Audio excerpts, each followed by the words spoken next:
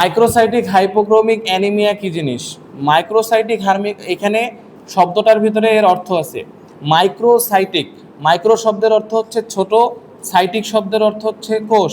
Microcytic মানে sell ছোট হয়ে যাবে, কোষ ছোট হয়ে যাবে। মাইক্রোসাইটিক হাইপোক্রোমিক, হাইপো শব্দের অর্থ হচ্ছে কম এবং ক্রমিক শব্দের অর্থ হচ্ছে রং। তাহলে হাইপোক্রোমিক মানে রঙও কমে যাবে।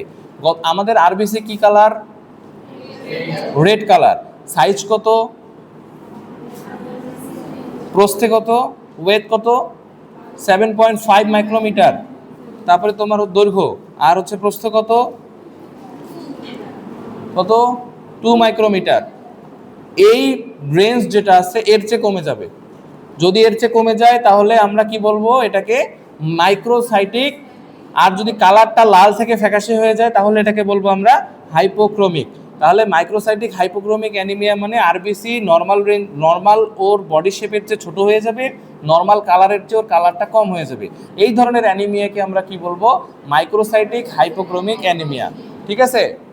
আচ্ছা, আরেক ধরনের অ্যানিমিয়ার কথা বললাম, সেটা হচ্ছে নর্মোসাইটিক নর্মোক্রোমিক অ্যানিমিয়া। নর্মোসাইটিক নর্মোক্রোমিক অ্যানিমিয়া মানে কি? নর্ম শব্দের অর্থ নর্মাল, ক্রমিক মানে সাইট শব্দের অর্থ হচ্ছে কোষ। নর্মোসাইটিক মানে হচ্ছে নর্মাল কোষ। কোষের পরিমাণ কি থাকবে? নর্মাল। কোষের সাইজ থাকবে নর্মাল। নর্মোক্রমিক মানে হচ্ছে নর্ম শব্দের অর্থ হচ্ছে নর্মাল এবং ক্রমিক শব্দের অর্থ হচ্ছে কি? রং। তার মানে রঙও কি থাকবে? নর্মাল থাকবে। অর্থাৎ এমন এক ধরনের অ্যানিমিয়া যে অ্যানিমিয়া হইলে কি হবে? কোষের সাইজও নর্মাল থাকবে, কোষের রঙও নর্মাল থাকবে। অর্থাৎ আরবিসির সাইজ নর্মাল থাকবে, আরবিসির কি থাকবে? কালারও নর্মাল থাকবে। এই অবস্থাটাকে বলা হচ্ছে নর্মোসাইটিক নর্মোক্রমিক অ্যানিমিয়া। উদাহরণস্বরূপ, তোমার শরীর থেকে প্রচুর পরিমাণে রক্ত বের হয়ে গেছে। এখন তোমার শরীরে নর্মালি একজন পুরুষের শরীরে কি পরিমাণ আরবিসি থাকা দরকার? 4.9 থেকে 5.5 মিলিয়ন পার মিলিমিটার কিউব।